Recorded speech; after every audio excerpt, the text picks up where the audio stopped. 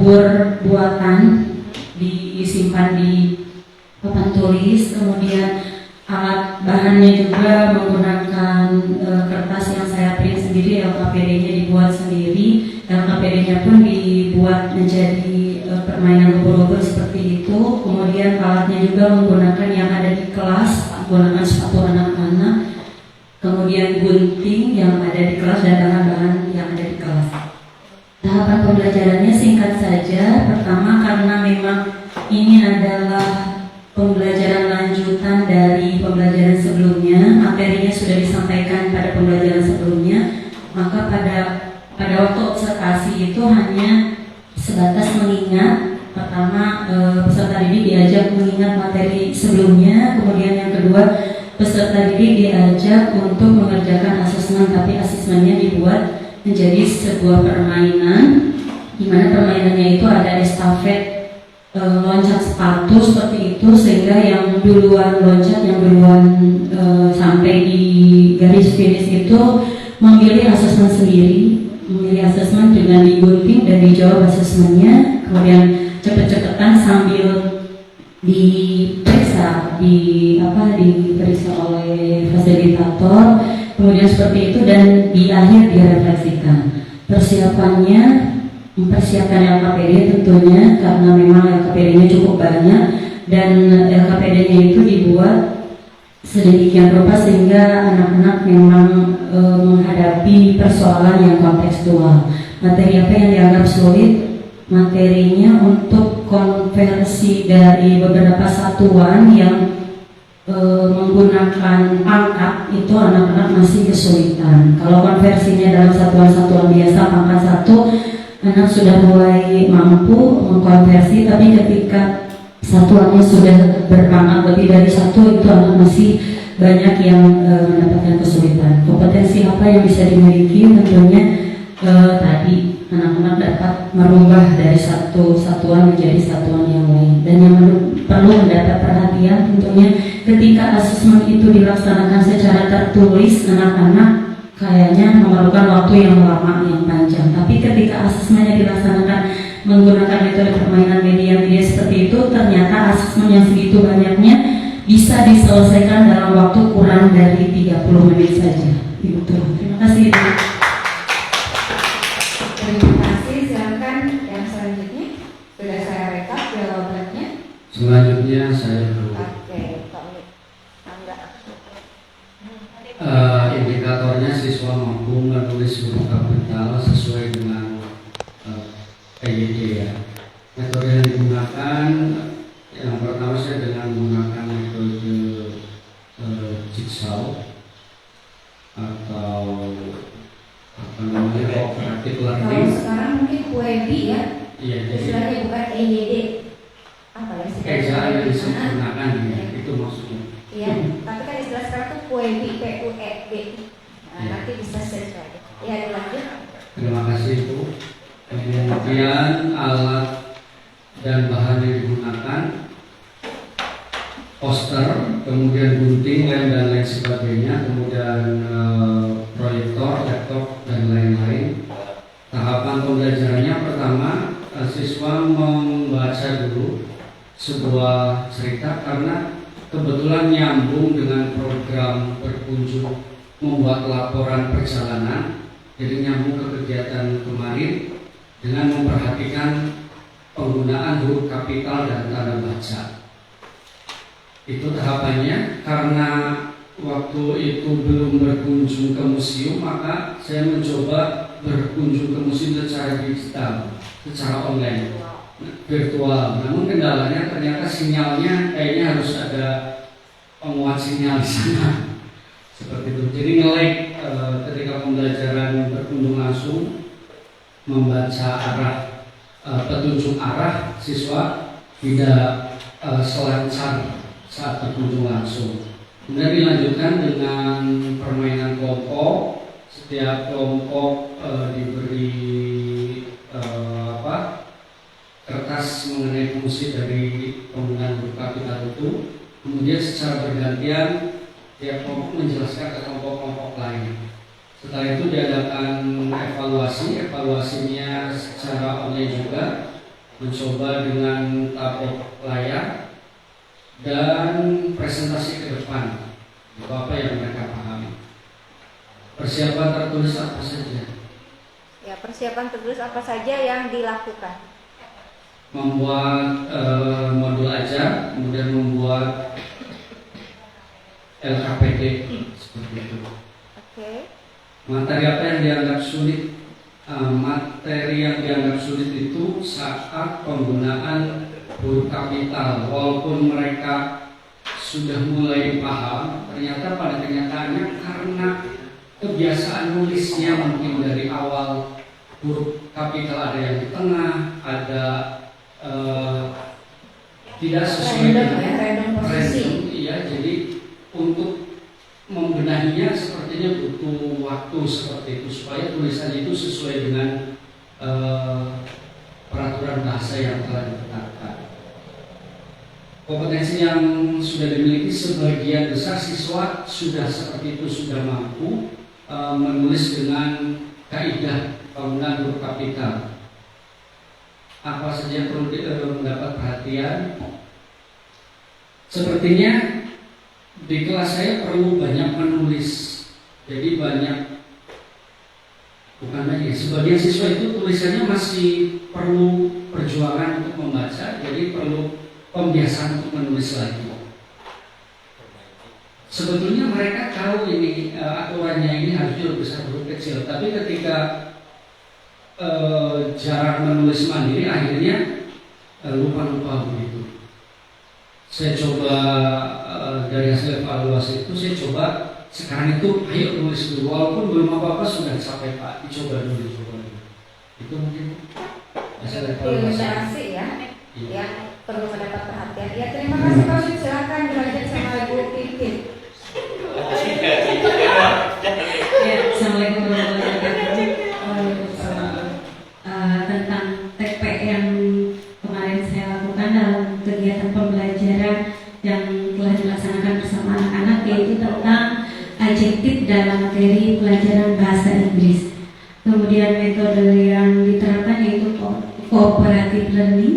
Kemudian alat dan bahan, kami menggunakan kardus bekas, kemudian gunting, stick, dan lem untuk membuat diorama tentang adjektif. Tahapan pembelajaran yang dilakukan yang pertama yaitu siswa memperhatikan penjelasan guru tentang adjektif, kemudian guru memberikan beberapa contoh dalam penerapan adjektif.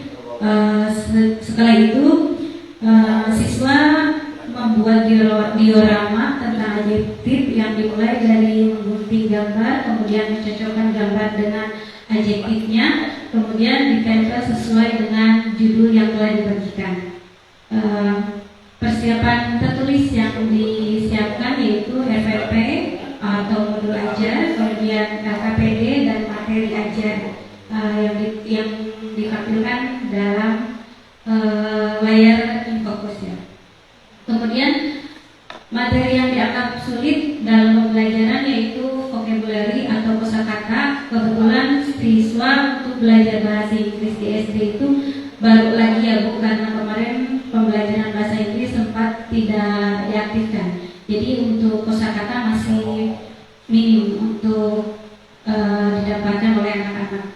Kemudian kompetensi yang dimiliki dengan pembelajaran kemarin yang dilaksanakan, anak-anak sudah bisa mencocokkan gambar dan membuat diorama tentang adjektif berdasarkan judul yang dibagi setiap kelompoknya. Kemudian yang perlu mendapat perhatian yaitu untuk meningkatkan motivasi belajar siswa agar siswa dapat terus semangat dalam kegiatan pembelajaran. Jadi kita itu harus menyiapkan pembelajaran yang tadi seperti Bu Rini dijelaskan di depan, yaitu deep learning, yaitu sadar, kemudian bermakna dan menyenangkan. Seperti itu mungkin Bu. Terima kasih. Assalamualaikum warahmatullahi wabarakatuh. Waalaikumsalam warahmatullahi wabarakatuh. Enggak dilanjut. Pak Is, enggak. Untuk metode alat dulu ya. Untuk alat, kami kemarin membawa meteran gedung seperti meteran yang dipakai oleh penjahit pakaian. Kemudian membawa garisan. Untuk yang lainnya menggunakan di ruangan yang ada untuk praktek kegiatan belajar mengajar. Untuk yang pertama-tama kami memberikan satu hal pengertian tentang garis-garis sentimeter yang ada di penggaris atau meteran yang kami bawa untuk alat peraga. Pemberitahuan kepada anak didik, nah ini untuk mengukur misalkan yang garis yang ada di sentimeter, ini namanya milimeter. Nah ini namanya sentimeter. Anak dapat memahami dan dapat mengerti dan bersama-sama dengan kami untuk belajar menghitungnya. Persiapan yang ditulis. Nah, yang ditulis misalkan dalam penjumlahan bilangan sentimeter menjadi milimeter atau sebaliknya. Ini Pak, kalau menjumlahkan itu kan di pelaksanaan ya. Nah, yang disiapkan oleh gurunya sendiri itu apa kira-kira? Yang disiapkan diri adalah pengertiannya tentang pengukuran dari mulai mengukur dari huruf 0 misalnya sampai tak terhingga misalnya. Nah, untuk mengukur menghitung dari huruf 0 ada yang dari garis-garis yang tadi dikatakan itu milimeternya itu. Apakah persiapan tersebut ditulis dulu sama kita sebagai guru atau langsung saja dipraktekkan? Nah, yang pertama-tama kebetulan kami waktu itu disuruh anak membawa penggaris. Anak kemarin bawa penggaris. Coba angkat penggarisnya. Nah, sudah diangkat. Lalu kami memperjelaskannya dan lalu kami ditulis. Sesudah itu kami tulis. Nah, sesudah ditulis dijelaskan lagi sambil dipegang alat pengukurnya. Ya, oke, boleh lanjut ke materi yang dianggap sulit.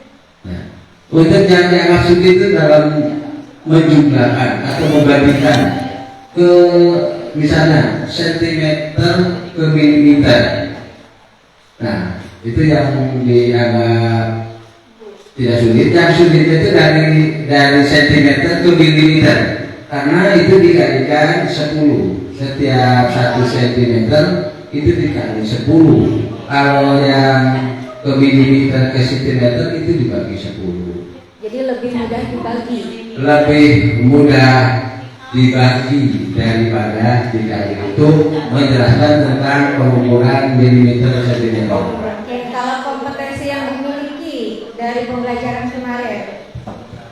Kompetensi yang dimiliki alhamdulillah dalam pengukuran tersebut anak 75% sudah bisa mengoperasikan dari milimeter ke sentimeter.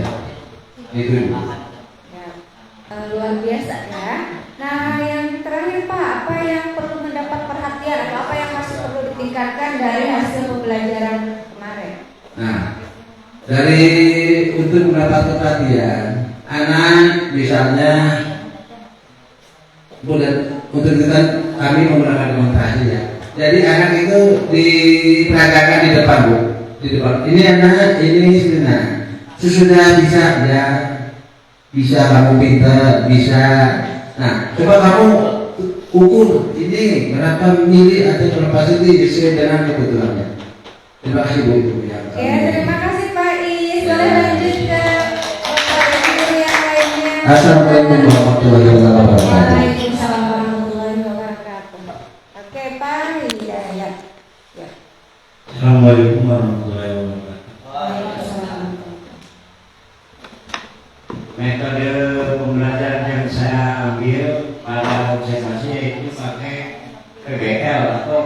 screening yang dimana siswa untuk menemukan sebuah masalah dan untuk menyelesaikan masalahnya.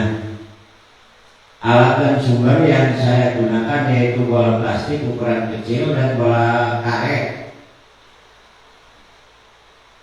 yaitu bola tenis lapang yang ukuran kecil juga. Karena materinya saya mengambil materi bola kecil, yaitu olahraga permainan bola kecil untuk semester genap, yaitu saya ambil goy-goyan untuk pendekatannya ke permainan bola kecil.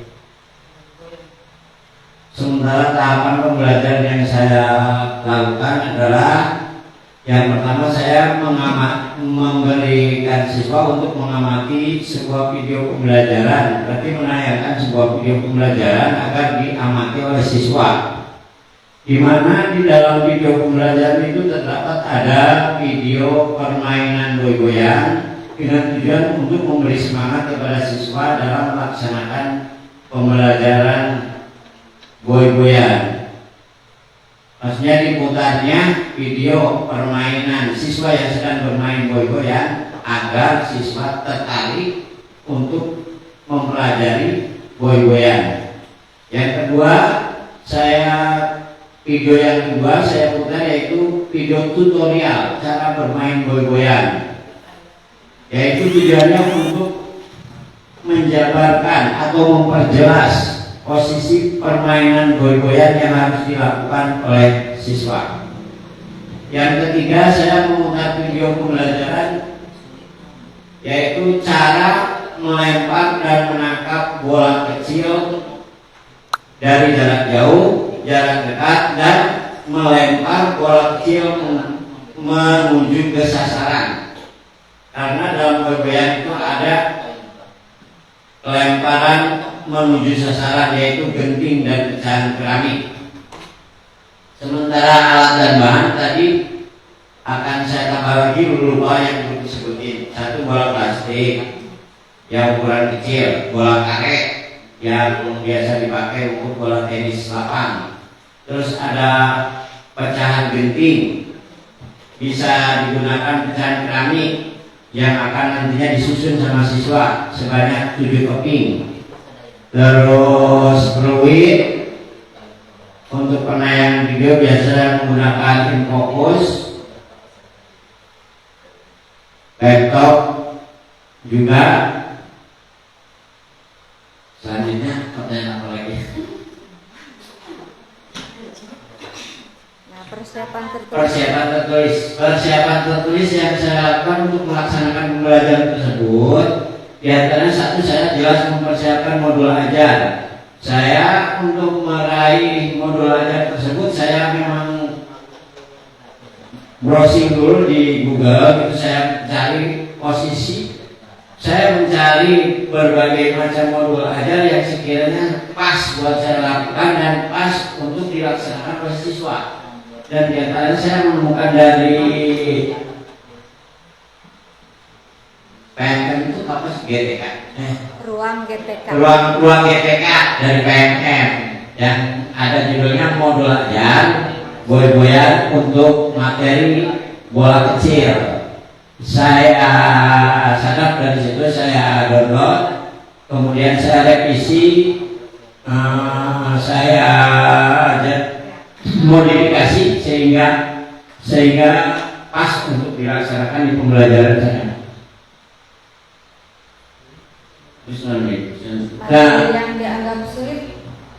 Materi yang dianggap sulit dalam pelaksanaan pembelajaran saat itu adalah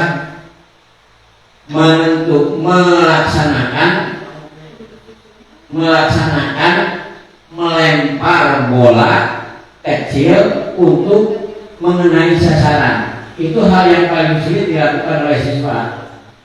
Berarti melatih fokus ya? Iya, melatih fokus juga, koordinasi gerak ayunan tangan, dan kuda-kuda juga, kuda-kuda kaki, sama fokus dan feeling. Dan kedua itu cara mengkoordinasikan antara mengoper bola dan membidik sasaran itu masih ketukar-tukar. Apakah bola itu harus dioperkan ke teman, passing ke teman, atau harus dibidik ke lawan? Itu yang masih sulit. Dan setelah satu kali pembelajaran tersebut, sekali praktek pembelajaran, siswa menanyakan untuk permainan pengulangan, drilling, jadi melakukan pengulangan permainan. Jadi saya sarankan untuk melakukan permainannya di minggu kedepannya.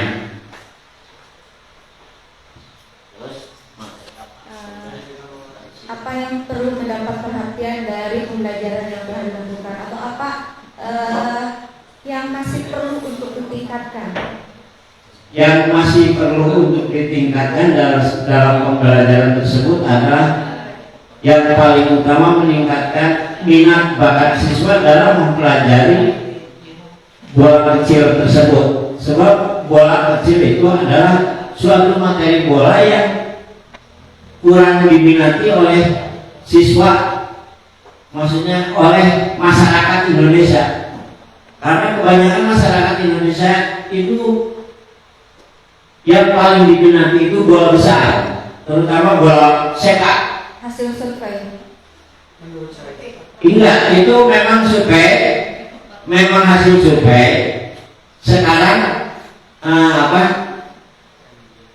terjadinya ada liga juga enggak ada liga bola kecil, adanya liga bola besar, adanya liga bola voli, liga pro, adanya liga 1 sampai liga divisi 4 itu sepak bola. Berarti memang sepak bola itu populer di Indonesia. Termasuk kita itu di dataran Ampah yang tidak gunung itu, untuk bola, permainan bola itu yang paling populer itu bola besar, sepak bola. Jadi kalau untuk voli kurang tertarik, sebanyak di gunung. Selanjutnya bagaimana ini? Sudah selesai. Terima kasih telah melaksanakan sesi wawancara ini. Kita beri beberapa saat